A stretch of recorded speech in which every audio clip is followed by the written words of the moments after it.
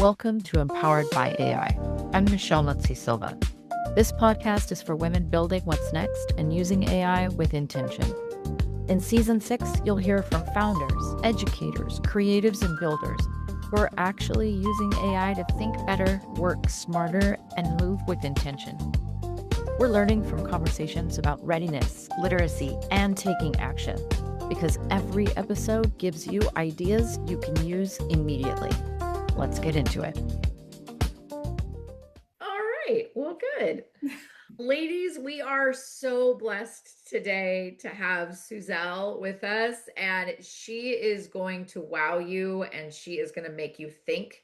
And so I'm going to let her introduce herself to you really quickly, and then we are just going to kick it off. Okay, hello, I'm Suzel, and I have spent the last couple decades leading big transformation and agile programs in telecom and tech, basically helping teams to move faster, work smarter, deliver real results, trying to avoid chaos. I am an engineer, but I was a born project manager. According to my husband It's and in the blood. daughter, I believe I could not run away from my destiny. So I went to engineering school, both in Brazil and here in the United States, but I ended up as a project manager.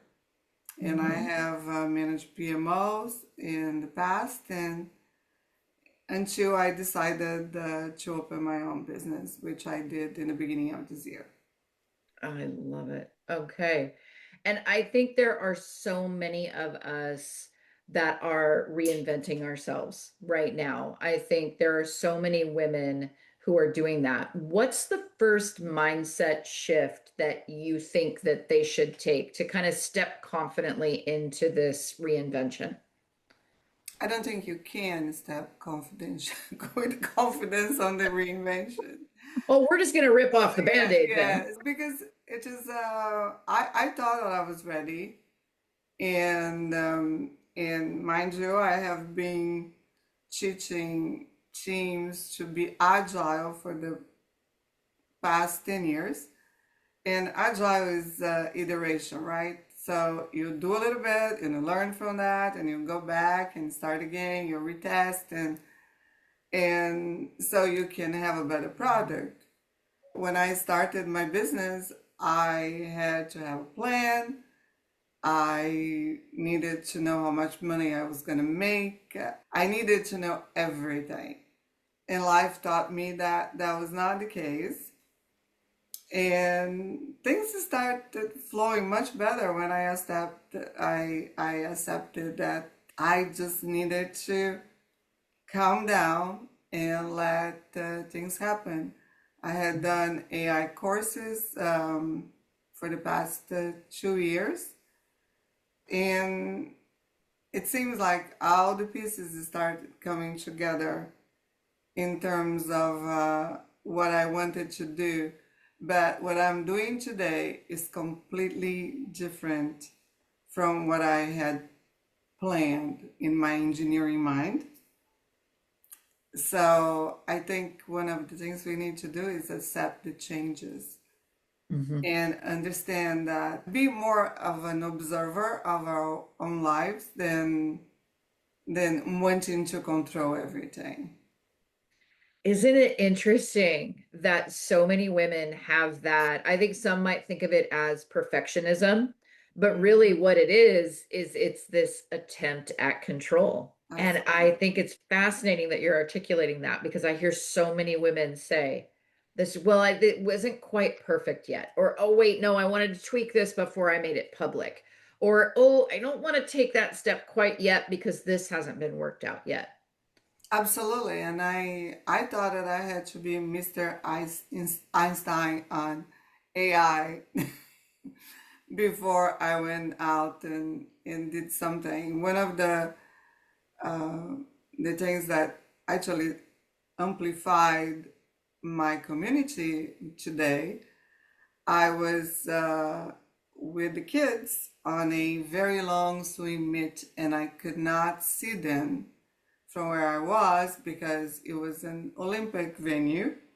And I didn't realize that before I went there. And I just told myself, what I'm gonna do now? I'm totally bored. No internet, nothing. So I'm just gonna start writing a book. And I started that, and that caused me to do a lot of research and learn a lot.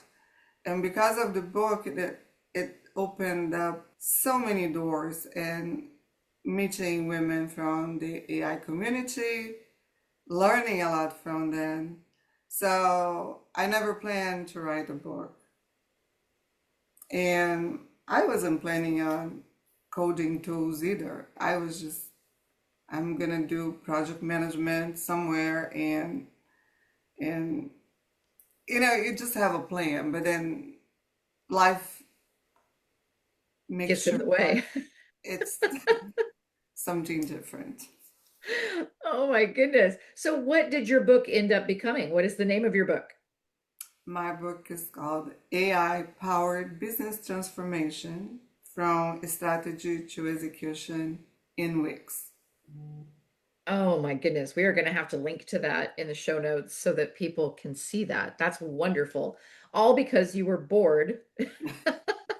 So why not? I'm going to write a book because I'm bored. My phone wasn't working, so I could not scroll into something. I think that also See? talks about our inability to be at peace or quiet without the a screen in front of us. So the only thing I had was a computer screen with no internet whatsoever. And then creativity comes in. Right. Oh my goodness. You also have conversations about what you refer to as waterfall thinking and how that too will stall innovation.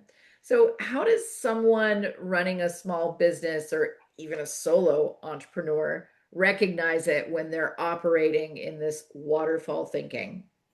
Well, this is exactly what I was just talking about. It's Mhm. I wanted a plan. I wanted to make sure that in a year I was going to be making exactly or more money than I had been in corporate America. I did not understand because of being in corporate America for so long that if you're a solopreneur, you have to develop relationships, and because the clients are not going to come just because I don't know you contacted them on LinkedIn. You Mhm. need to develop trust.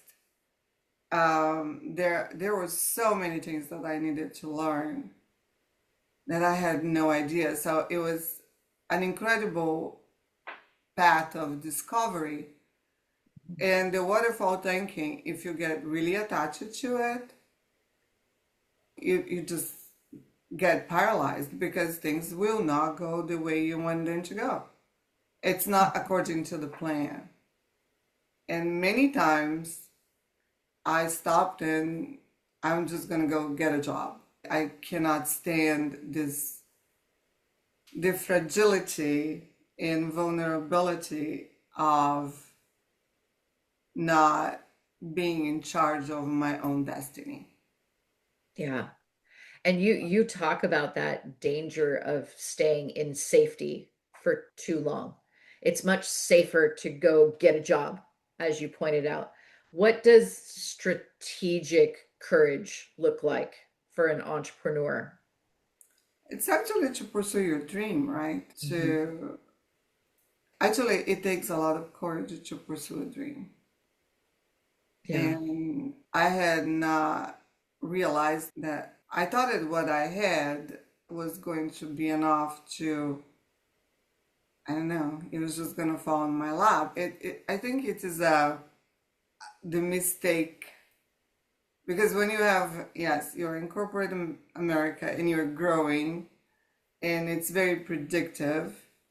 You understand, you know whether you're doing right or wrong. You have these evaluations and you talk to people and And I'm not saying that this is always the case, but you kind of have an idea what direction you're going to take.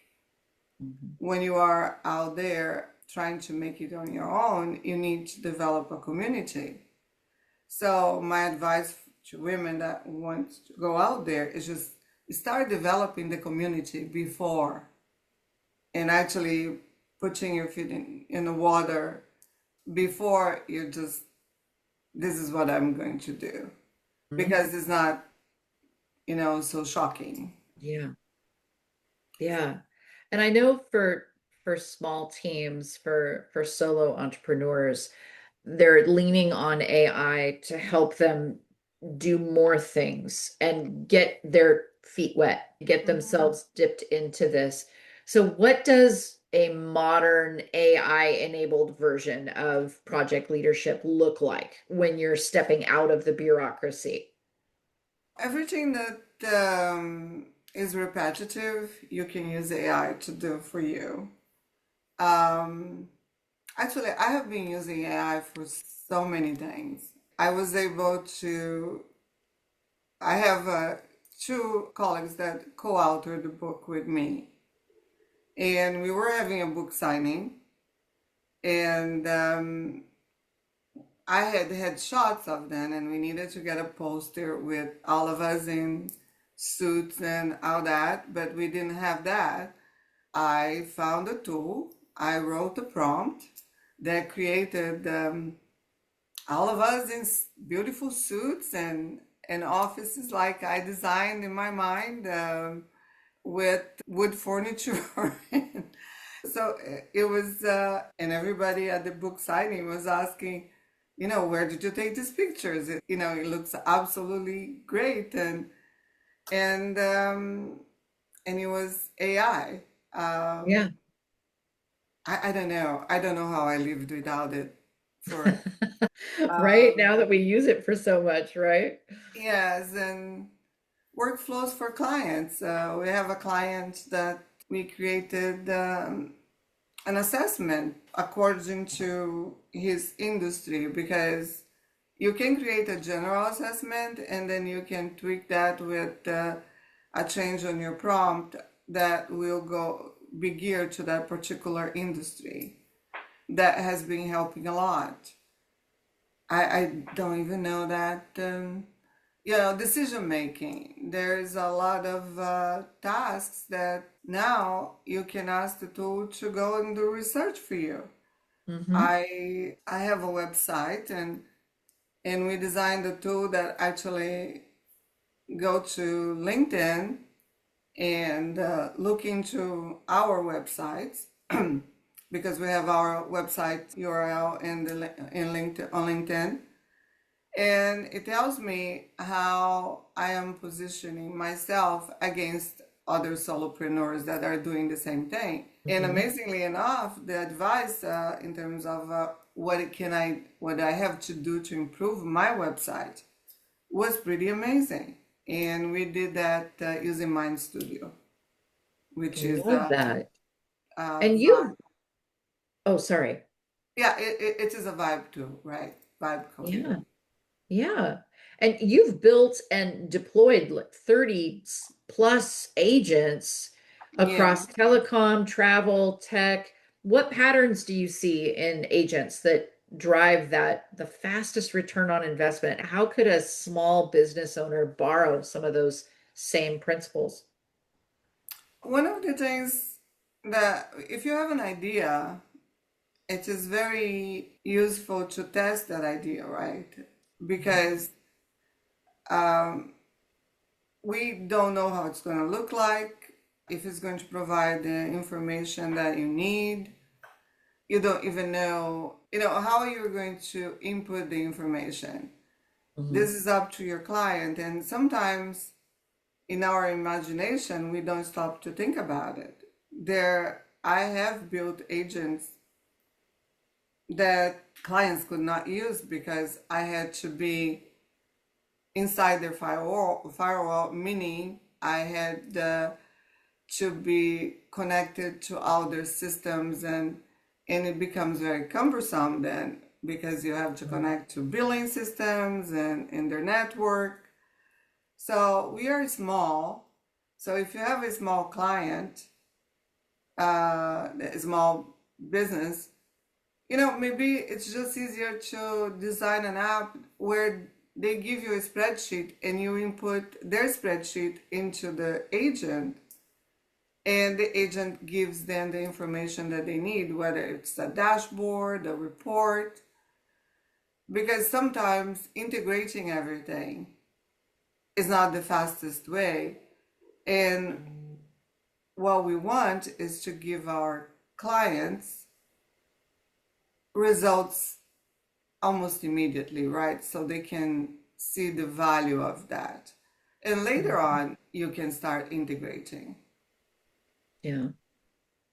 And you emphasize starting with small experiments, learning fast, scaling what works.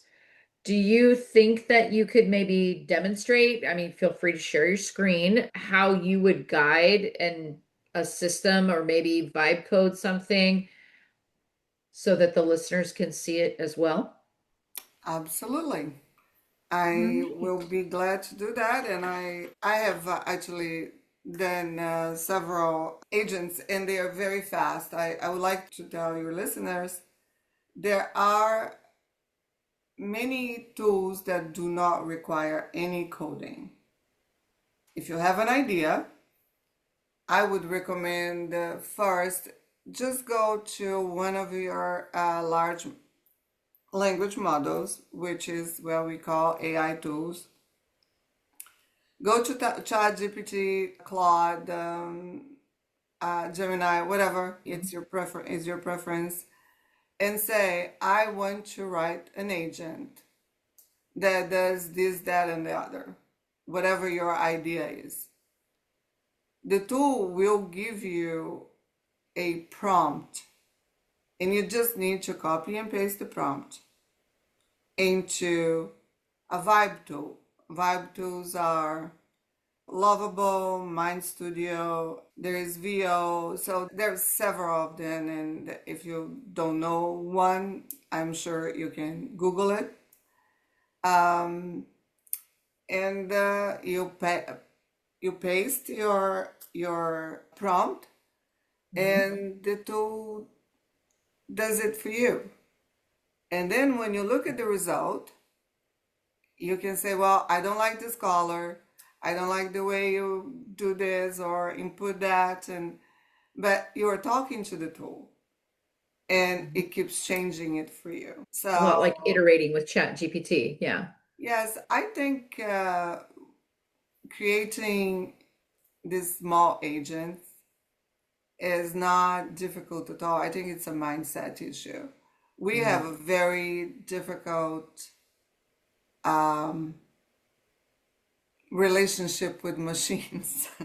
And you feel weird talking to someone, to a machine like it's another human being. And it's not. But these machines are there they understand what we are expressing, and they have all this math and physics behind them, right? So you just express what you want, and they will be giving you, and sometimes they won't.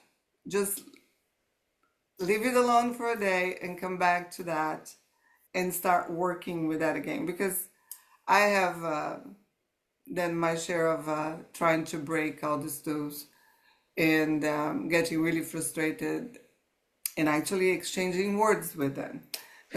So Oh, well, let me, let's see it. yeah, Let's let me see share something in my. action. We'll try to not curse at the tools today.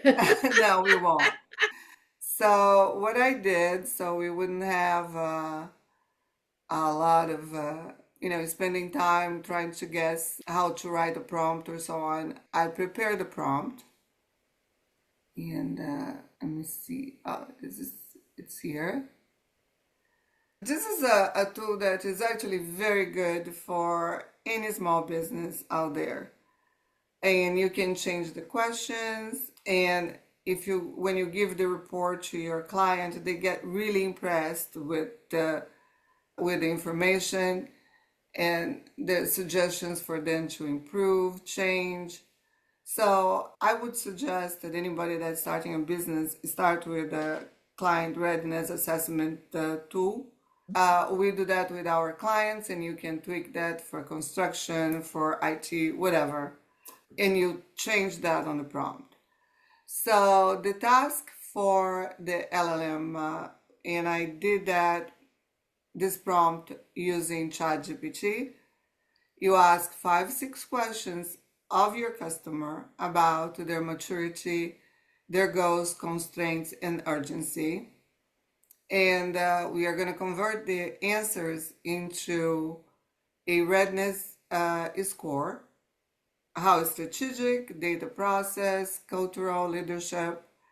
And then we are going to create a 1-page report that with observations, risks, opportunities, and a 30-day plan that actually you can monetize. Because if you give someone a 30-day plan, you're going to charge them for that. So this is the beginning of your business. And I told the tool to present it in a clear executive level language. And the notion of success for this, and the tool needs to understand how you are going to succeed, right? How it will succeed if you tested what is considered a good report. So it's a concise score, personalized plan, and confident recommendations.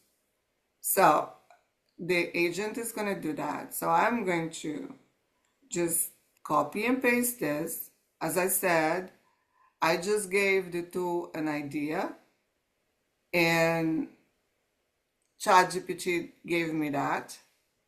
And I am going to go to, oh, great. Oh, Lovable is here. I'm going to go to Lovable. This is a very user-friendly tool because it does create a database by itself. So you can create a database and link with us. But if you don't, Lovable will create the database for you. I just paste that, and you just click here, and then you said go get a coffee because it's going to start working. Okay, my prompt is here. There we go. Yeah. And I just enter that as we enter on the other tools, and Lovable is working. You can go and get a cup of coffee, and it's telling you what it's doing, how it's going to design it, what kind of features it's going to build, and it keeps doing it, and you can get your work done in another screen, another computer, whatever, because it is working. So, Love that. Love do you that. use Lovable at all? I have used it. I was trying to create an app where someone could scrape their saved posts in TikTok and Instagram. And it was really, again, it just reminds me of that iteration with Chat Mhm. GPT. When you're working on a project, I'm putting what I need right there in the chat, if you will. And then I tell it, ask me questions. Here's what I'm struggling with. And then it will begin to code with me, Mm-hmm. listening to what I'm saying. Well, listening, you know what I mean? But and so it was a fascinating process. And then every time I would play around with what it created, it would require some type of continual iteration. Mm-hmm. And so here, don't worry, it's still working as it's saying. Let's and it takes a while. And there are ways to see the code. You can see how they are building the code. I am not in this particular view right now, but so Yeah. There's that back Mhm. and forth that you Yes. do. Yeah. And That's really actually, interesting. to get information from websites, I find Mind Studio to be an easier one. but I really like Lovable to build very quick apps. So, yeah. That is a fun process. Yeah, I found it to be very fun. I really did that back and forth and seeing an actual product popping up right there. I think that's always interesting as well. Absolutely. And you can get addicted to this thing. I did end up having to get out of the free version. That is true. Yes, I can yes, speak to that myself. I did a few more iterations than the free version would allow. I yes. ended up buying a subscription. It can end up very expensive if you start paying for all of them. It's telling me that it's fixing button variants because it is testing as it goes. So it's talking to the user, telling where they are, what is creating, so you can following what they're doing. And right now, here we have our application.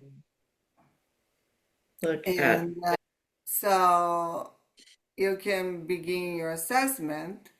So what I can do now to go to a bigger screen, oh, I might end up losing everybody.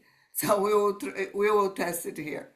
There is an assessment here. So the questions is how clearly defined is your organization's strategic vision for the next 3 to 5 years? And I am the client now, right? I am not the developer or the person Mhm. bringing the tool. So I say partially defined. So I go to the next question. What is the organization's level of urgency for implementing this initiative? I'm going to say urgent. What would you describe your organization's current data infrastructure and quality? Let's go with basic. Um, and then how standardized are your core business processes? Um, if someone needs your help, they're not going to be in optimized level.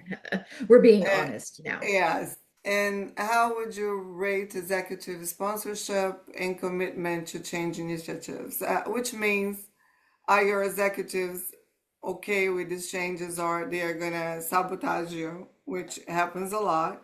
But if it's a small company, you probably won't have an issue with that. So you're going to go with supportive. And how does your organization typically respond to significant change?